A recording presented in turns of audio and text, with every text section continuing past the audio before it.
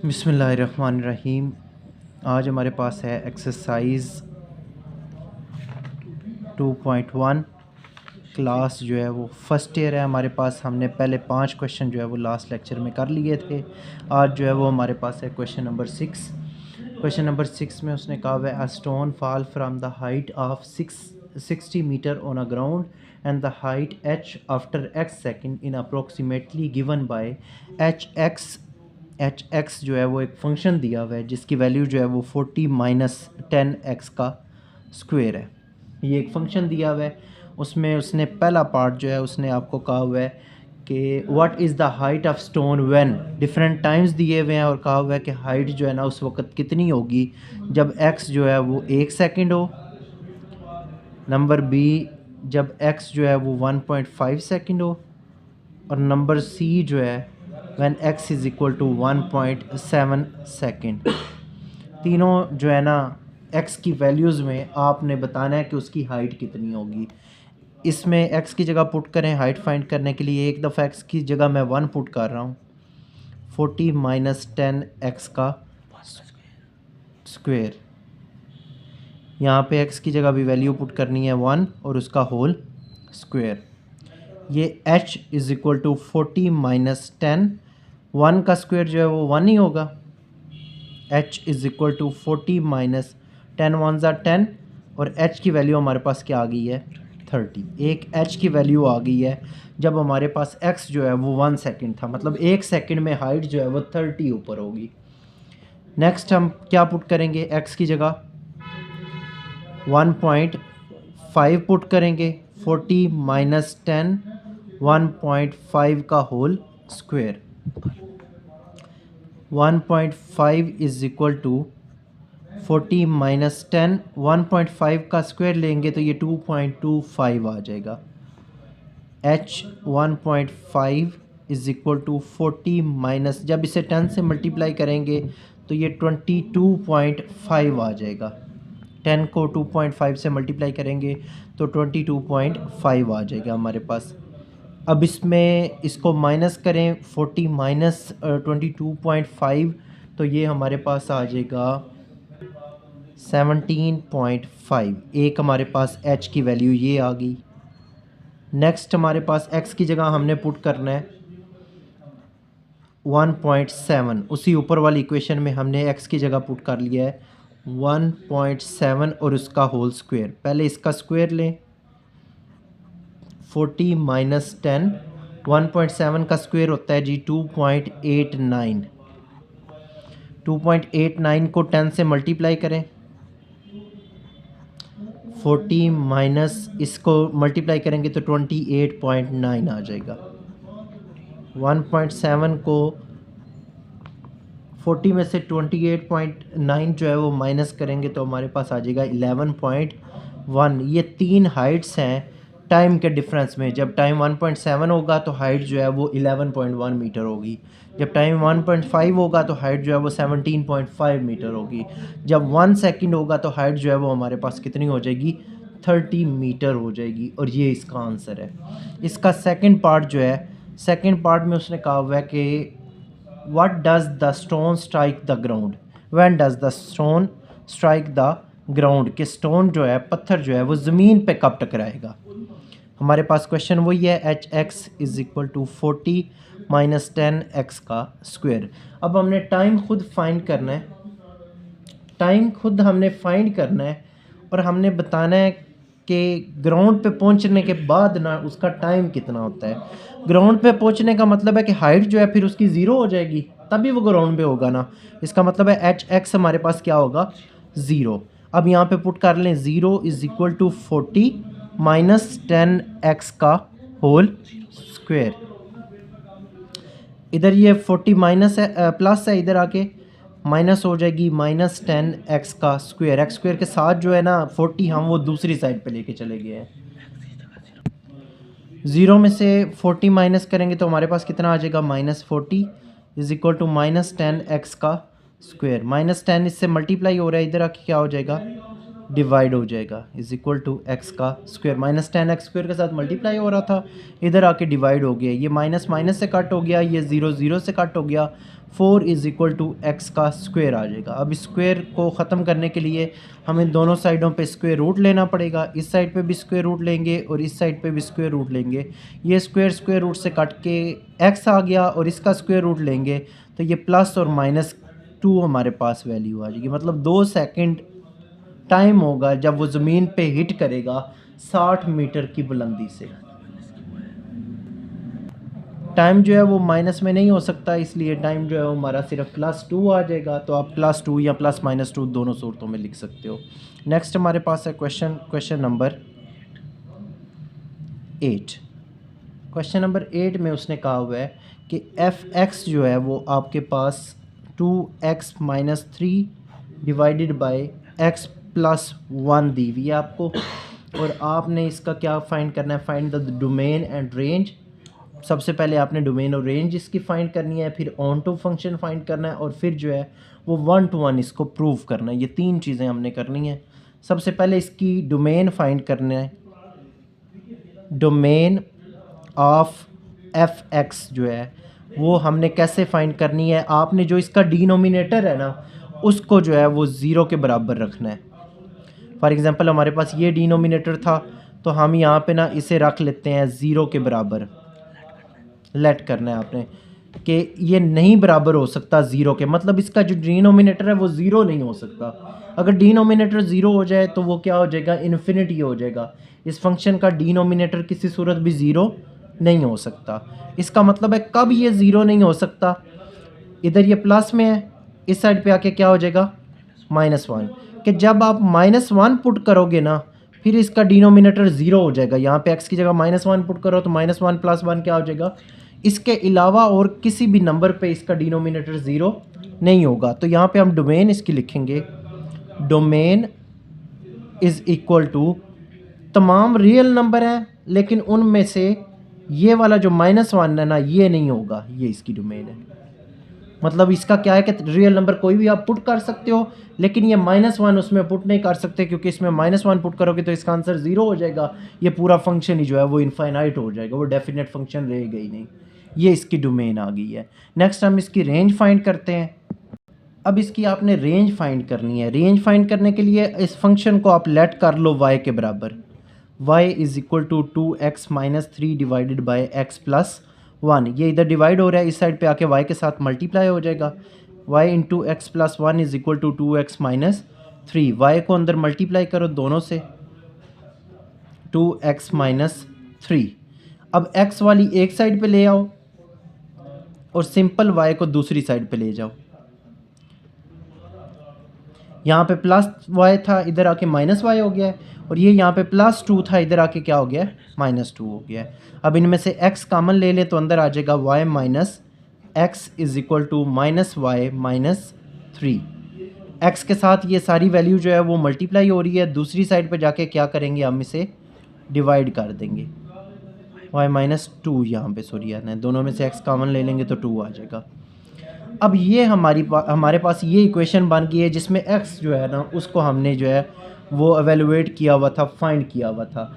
अब ये फंक्शन जो है इसमें सेम, इसमें भी जैसे हमने डोमेन फाइंड की थी ना, नीचे वालों को लिख लो, y - 2 is not equal to 0, कि ये भी 0 के बराबर नहीं हो सकता किसी सूरत भी, जैसे हमने पीछे डोमेन में लिखा था।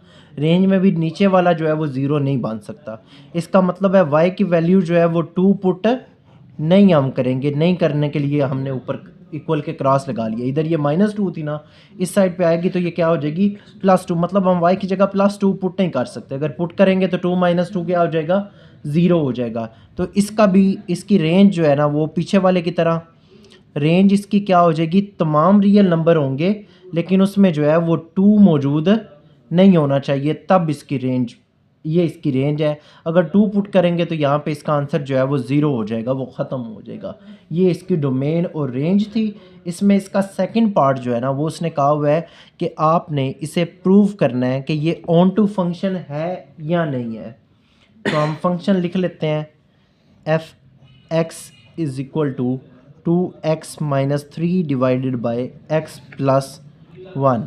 हमने ये प्रूव करना है कि ये ऑन टू फंक्शन है या नहीं है। ये फंक्शन है, हम इसमें जो ऊपर वाला रेंज वाला हमने इक्वेशन है रेंज वाली बनाई थी ना, x is equal to minus Y minus 3 divided by y minus 2। ये ऊपर जो हमने रेंज की इक्वेशन लास्ट वाली बनाई थी उसको ही आगे लेके चलना है। इसमें हमने ना इसकी रेंज लिखी थी कि ये तमाम रियल नंबर हैं सिवाय किसके, 2 के। तो यहाँ पे भी y जो है वो तमाम रियल नंबर होगा। इस वजह से ये f और ये सारा जो फंक्शन है ना y minus 3 into Y minus 2 ये किसके गिर्द घूम रहा है, y के डिपेंड ये y पे कर रहा है। अगर y की वैल्यू जो है वो रियल नंबर है तो इसका मतलब है ये सारा फंक्शन जो है वो y पे डिपेंड कर रहा है और ये ऑन टू फंक्शन है, मतलब एक वेरिएबल पे डिपेंड कर रहा है। एक वेरिएबल पे अगर सारा फंक्शन डिपेंड कर रहा हो तो ये कौन सा फंक्शन होता है, ऑन टू फंक्शन। ये उसने कहा हुआ है कि आपने इसे बताना है कि ये ऑन टू फंक्शन है या नहीं है। y जो है इसमें रियल नंबर है, हमने ऊपर इसकी रेंज भी लिखी थी, और इसमें 2 शामिल नहीं है। रियल नंबर होने के बावजूद ये एक ही वेरिएबल पे डिपेंड सारा कर रहा है, तो ये कौन सा फंक्शन हुआ, ऑन टू फंक्शन हुआ। नंबर 3 उसने हमसे पूछा हुआ है कि आप बताएं कि ये जो है वो 1 to 1 फंक्शन है या नहीं है। f(x) जो है वो प्रूव करना है 1 to 1 फंक्शन है या नहीं। 1 to 1 फंक्शन के लिए आप सबसे पहले फंक्शन लिखें। हमारे पास f(x) जो है वो बराबर है 2x minus 3 divided by x plus 1 के। अब एक दफ़ा x1 पुट कर लें और एक दफ़ा x2 पुट कर लें दोनों साइडों पे। 2x1 minus 3 divided by x1 plus 1 is equal to 2x2 minus 3 divided by x2 plus 1। यही फंक्शन हमने लिया है सारा। इसमें x की जगह पे एक साइड पे x1 पुट कर लिया है और दूसरी जगह पे x2 पुट कर लिया है एज अ बेस। अब क्रॉस मल्टीप्लाई हो जाएगी, ये सारी चीज़ इससे मल्टीप्लाई और ये सारी चीज़ इससे मल्टीप्लाई हो जाएगी। इनको मल्टीप्लाई कर लें आप। 2x1 x2, ये 2x1 जब x2 से मल्टीप्लाई होगा, 2x1 जब 1 से मल्टीप्लाई होगा तो 2x1 माइनस 3 जब इससे मल्टीप्लाई होगा तो माइनस 3x2 माइनस 3 जब 1 से मल्टीप्लाई होगा तो माइनस 3। इसी तरह 2x इन दोनों से मल्टीप्लाई होगा और माइनस 3 जो है वो भी इन दोनों से मल्टीप्लाई होगा। 2x1 x2 2x2 3x1 minus 3 2x square दोनों से x2 जो है वो दोनों से मल्टीप्लाई हो गया और माइनस 3 जो है वो दोनों से मल्टीप्लाई हो गया। अब सिंप्लीफाई कर लें, x वाले एक साइड पे ले जाएं और y वाले x1 वाले एक साइड पे ले आएँ और x2 वाले दूसरी साइड पे ले जाएं। पहले मरले में मैं जो है ना वो सारे के सारे एक साइड पे लेके आ रहा हूँ, इन सारों को इस साइड पे ले आए, सारों के साइन भी चेंज होते जाएंगे।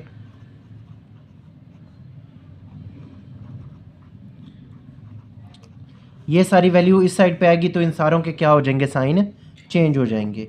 अब जो कैंसिल हो रहे हैं उन्हें कैंसिल कर लें, ये भी इससे कैंसिल हो गया।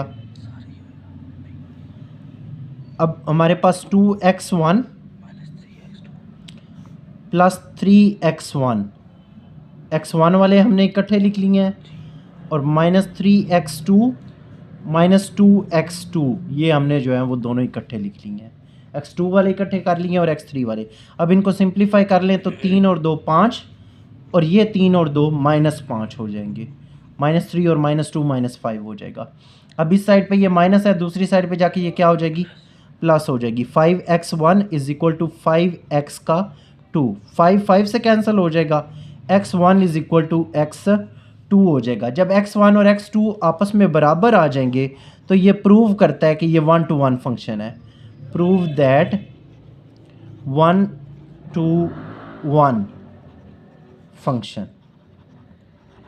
कि हमने प्रूव कर दिया कि ये जो हमने अभी काम किया है ना ये 1 to 1 फंक्शन है जिसमें x1 और x2 आपस में क्या आ गए हैं, एक दूसरे के बराबर आ गए हैं। ये हमारे पास क्वेश्चन नंबर 8 था। नेक्स्ट हम चल रहे हैं क्वेश्चन नंबर 9 की तरफ। क्वेश्चन नंबर 9 में उसने कहा हुआ है कि कंसीडर अ फंक्शन, आपने कंसीडर करना है एक फंक्शन जो है उसमें r plus goes to r plus है। डिफाइन f(x) एफ एक्स जो है वो आपके पास ई की पावर माइनस एक्स है, show that f x is a bijective. आपने ये शो करना है कि ये एफ एक्स जो है वो बाइजेक्टिव है या नहीं है। हमने इसे प्रूव करना है कि ये बाइजेक्टिव है। बाइजेक्टिव तब प्रूव होता है जब फंक्शन जो है ना वो 1 to 1 भी हो और ऑन टू भी हो। ये दोनों अगर किसी फंक्शन में खसूसियात मौजूद है ना तो वो फंक्शन बाइजेक्टिव होता है। ठीक है, अब इसको पहले 1 to 1 प्रूव करें। पहला 1 to 1 हमने प्रूव करना है। 1 to 1 प्रूव करने के लिए पहले इसे x की जगह x1 पुट कर लें और दूसरी साइड पे x2 पुट कर लें। एक दफ़ा x की जगह x1 पुट कर लिया और एक दफ़ा x की जगह x2 पुट कर लिया। अब दोनों साइडों पे इन दोनों को पहले बराबर कर लें आप, क्योंकि 1 to 1 फंक्शन में हम दोनों फंक्शंस को आपस में बराबर रखते हैं ना एक दूसरे के। ये दोनों अब एक दूसरे के क्या आ गई हैं, बराबर आ गई हैं। अब इन दोनों पे लॉग ले लें, दोनों साइडों से हमने इन पे लॉग ले लेना है। Taking log on both sides, दोनों साइडों पे जो है वो हमने लॉग ले लेना है। लॉग ई की power minus x1 is equal to log e की पावर माइनस x2। दोनों साइडों पे हमने लॉग ले लिया है। लॉग का ये रूल होता है कि लॉग जो है ना इसकी जो पावर होती है उसे शुरू में ले आता है। लॉग इसकी पावर को क्या करता है, माइनस x1 लॉग ई, यहाँ पे माइनस x2 लॉग ई। पावर इसकी भी शुरू में आ गई है और इसकी भी पावर क्या आ गई है, शुरू में। और लॉग ई जो है ना वो हमारे पास होता है 1। लॉग ई की क्या वैल्यू होती है, 1। अब 1 पुट करें यहाँ पे तो minus x1 into 1 minus x2 into 1। ये मल्टीप्लाई जब होगा आपस में तो ये minus x1 is equal to minus x2, minus minus से कट गया। तो ये हमारे पास पहली चीज़ प्रूव हो गई है कि ये जो है ना वो 1 to 1 फंक्शन है, क्योंकि इसमें x1 और x2 की जो वैल्यू है वो आपस में क्या आ गई है, बराबर आ गई है। अब हम चलते हैं ऑन टू की तरफ। अब हमने इसका प्रूव करना है कि ये ऑन टू है या नहीं। ऑन टू के लिए आपके पास पहले तो आप फंक्शन लिख लो। फंक्शन है हमारे पास एफ एक्स इज ई की पावर माइनस एक्स, ये हमारे पास एक फंक्शन है। ऑन टू के लिए हम एफ एक्स जो है ना फंक्शन को लेट कर लेते हैं किसके बराबर, वाई के बराबर। तो इस फंक्शन को मैंने वाई के बराबर लेट कर लिया। दोबारा वही काम, taking log on both side, दोनों साइडों पे जो है ना वो आपने लॉग ले लेना है।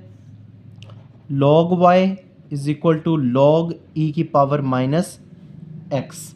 दोनों साइडों पे हमने क्या ले लिया, इसका लॉग ले लिया है। Log y is equal to, इसकी पावर लॉग दोबारा शुरू में ले आएगा,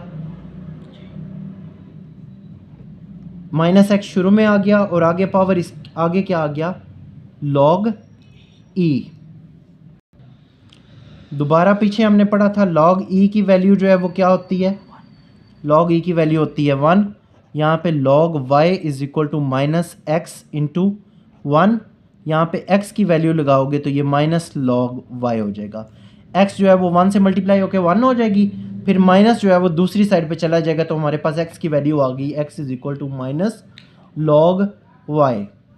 ये हमारे पास वैल्यू है। अब इसमें हमें दिया हुआ है कि y जो है वो एलिमेंट है r प्लस का। क्वेश्चन के शुरू में हमें दिया हुआ था कि फंक्शन जो है ना वो r प्लस के बराबर है। r प्लस हमें क्वेश्चन में दिया हुआ है कि y जो है ना वो r प्लस है, मतलब रियल नंबर है जो पॉजिटिव होते हैं। अब ये फंक्शन हमारा जो रेंज हमने पढ़ी थी, दोबारा ये देखें कि ये फंक्शन हमारा सिर्फ y पे डिपेंड कर रहा है, एक ही सब्सटेंस पे, एक ही वेरिएबल पे डिपेंड कर रहा है, इसलिए ये हमारा फंक्शन क्या होगा, ऑन टू फंक्शन होगा। ये दोनों चीज़ें ऑन टू फंक्शन है ये। अब बाइजेक्टिव के लिए हमारे पास दोनों कंडीशंस पूरी हो गई है ना कि ये फंक्शन 1 to 1 भी है और ये फंक्शन ऑन टू ऑन भी है। दोनों कंडीशन हमारी फुलफिल होंगी हैं, ये ऑन टू भी है और ये 1 to 1 भी है। तो यही हमने प्रूव करना था कि ये बाइजेक्टिव ही है, क्योंकि इसमें दोनों कंडीशंस हमारी जो हैं वो सेटिस्फाई हो गई हैं। क्वेश्चन नंबर 10 जो है वो सेम टू सेम इसी तरह की है। उसमें भी हमने जो है वो बाइजेक्टिव फाइंड करना है। हमें जो वैल्यू है ना फंक्शन की वो भी r से r तक दी हुई है, इसमें पॉजिटिव और नेगेटिव दोनों आ जाते हैं। और जी एक्स की हमारे पास जो वैल्यू है वो एक्स क्यूब माइनस 3x दिया हुआ है।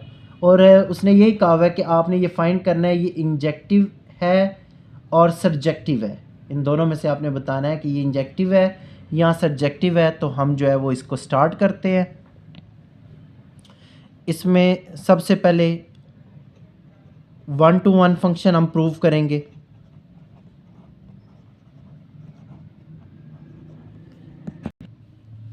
एक साइड पे हम x1 पुट करेंगे और दूसरी साइड पे हम x2 पुट करेंगे। x की जगह एक साइड x1 पुट कर लिया और एक साइड x2 पुट कर लिया। ये हमारे पास फंक्शन है।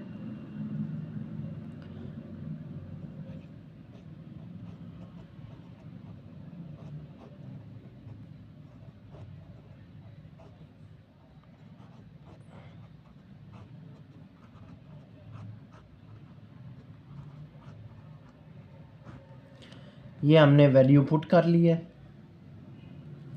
1 to 1 फंक्शन में हमारे पास ये दोनों वैल्यूज़ आपस में बराबर होती थी।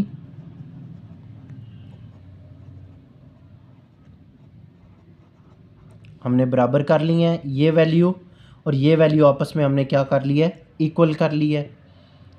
अब आप अगर गौर करें तो ये किसी सूरत भी जो है ना वो फंक्शन आगे सॉल्व नहीं हो सकता, किसी सूरत भी ये सॉल्व नहीं होती। आप ना इनको ट्राई कर लो फिर भी कि ये सॉल्व हो सकती है या नहीं। जो क्यूब वाली है ना वो दोनों एक साइड पे कर लो और जो सिंपल वैल्यूज़ है ना वो दूसरी साइड पे ले गए हैं। जैसे ये -3x1 था, इधर आके +3x1 हो गया है, और ये इधर प्लस क्यूब वाला था, इधर आके माइनस क्यूब वाला हो गया है। अब इसका फार्मूला बन रहा है a³ - b³ का होल फार्मूला जो है वो यहाँ पे मैं लगाऊंगा a - b इंटू a का square plus ab plus b का होल स्क्वायर। हमने जो पीछे फार्मूला नहीं पढ़े थे मैट्रिक में भी और जो है इसके पहले चैप्टर में भी, a³ - b³ का फार्मूला एक साइड पे जो है ना वो मैं यहाँ पे लिख भी देता हूँ। हमारे पास ये फार्मूला होता है a³ - b³ a - b a square plus ab plus b का स्क्वायर। ये हमारे पास फार्मूला होता है। यहाँ पे मैं आपको दिखा भी देता हूँ। इस फार्मूले के तहत हमने ये सारा फार्मूला ओपन कर लिया है और इस साइड पे 3 कॉमन ले लें तो अंदर आ जाएगा x1 - x2। ये सेम इस साइड पे और ये सेम इस साइड पे आपस में कट हो जाएंगी दोनों वैल्यूज़, क्योंकि दोनों जो है ना वो मल्टीप्लाई हो रही हैं, सिंपल वैल्यूज़ हैं। तो इस साइड वाली और इस साइड वाली आपस में वैल्यूज़ क्या हो जाएंगी, कट हो जाएंगी। अब इक्वेशन बन जाएगी x1 का square plus x2 plus x2 का whole square is equal to 3।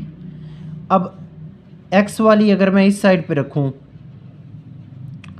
और जो है वो x2 वाली जो है वो दूसरी साइड पे मैं भेज दूं तो ये इधर प्लस है, इधर आके क्या हो जाएगी माइनस। इन दोनों में से अगर x1 मैं कॉमन भी ले लूं तो अंदर आ जाएगा x1 plus x2 is equal to 3 minus x² की पावर 2। आप देखो इसमें दोनों में x1 और x2 जो है वो आपस में बराबर नहीं आए। इस दोनों इक्वेशंस में x1 और x2 आपस में बराबर नहीं आए। इसका मतलब है ये 1 to 1 फंक्शन नहीं है, ये दोनों आपस में बराबर नहीं है। इस वजह से ये 1 to 1 फंक्शन नहीं है, 1 to 1 फंक्शन नहीं है। तो इसका मतलब है कि ये इंजेक्टिव भी नहीं है, इंजेक्टिव नॉट इंजेक्टिव। यहाँ पे हम लिख लेंगे कि ये फंक्शन जो है ना वो नॉन इंजेक्टिव है। नॉन इंजेक्टिव है तो इसका मतलब है दूसरा इसका जो है वो फंक्शन सर्जेक्टिव है। यहाँ पे लिख लो इट इज़ सर्जेक्टिव फंक्शन, क्योंकि इंजेक्टिव होने के लिए हमारे पास 1 to 1 भी होना लाजमी है और ऑन टू होना भी लाजमी है। इसमें 1 to 1 आ ही नहीं रहा, एक कंडीशन हमारे पास पूरी नहीं हुई है, तो ये इंजेक्टिव नहीं है, ये सर्जेक्टिव है। सर्जेक्टिव में हमारे पास क्यूब में वैल्यूज़ आ जाती हैं जिन्हें हम आगे सॉल्व करते हैं। तो ये यहाँ तक हमारी एक्सरसाइज थी। ये लास्ट वाले 2 क्वेश्चन जो हैं वो थोड़े से मुश्किल हैं, आपने इन्हें बार बार प्रैक्टिस करके याद कर लेना है और ये एक्सरसाइज जो है वो अच्छी तरह तैयार करनी है।